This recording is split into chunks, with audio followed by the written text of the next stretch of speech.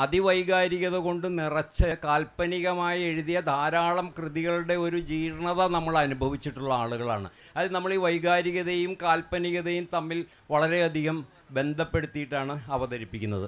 ഞാൻ ഈയിടെ ശ്രദ്ധിച്ചൊരു കാര്യം, ഇൻസ്റ്റാഗ്രാമിൽ ഇറങ്ങിയ ഒരു റീല്. ആ റീലെന്ന് വെച്ചിട്ടുണ്ടെങ്കിൽ ഭയങ്കര സെൻറ്റിമെൻ്റലാണ്, ഭയങ്കര റൊമാൻറ്റിക്കുമാണ്. ഒരു പുസ്തകത്തെക്കുറിച്ചുള്ള ഒരു റീലാണ്.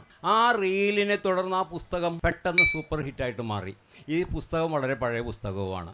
ഇത് കുറച്ചൊരു റൊമാൻറ്റിക് ആയിട്ടുള്ള ഒരു പുസ്തകമാണ്, ഒരു കാൽപ്പനികമായൊരു പുസ്തകമാണ്. സാഹിത്യം എന്ന നിലയിൽ അത്ര മികച്ച ഒരു പുസ്തകവുമല്ല. പക്ഷെ പെട്ടെന്ന് ഇത് കുതിച്ച് കയറാൻ തുടങ്ങി അതിൻ്റെ വിൽപ്പന. വളരെ സെൻറ്റിമെൻ്റലായിട്ടുള്ള ഒരു റീല് കണ്ടിട്ട് അത് പുസ്തകം പോയി, ഇപ്പോൾ പുതിയ തലമുറ പലപ്പോഴും പുസ്തകം കടയിൽ പോയി വാങ്ങാറില്ല എന്ന് പോലും കേൾക്കുന്നുണ്ട്. അങ്ങനെയുള്ള പുതിയ തലമുറയാണ് ഈ പുസ്തകം ചെന്ന് വാങ്ങിയത്. അപ്പോൾ ഈ സെൻറ്റിമെൻ്റലിസം ഉണ്ടാക്കുന്ന ഒരു വലിയൊരു അപകടകരമായ ഒരു അവസ്ഥയും കൂടി എനിക്ക് ബോധ്യമുണ്ട്.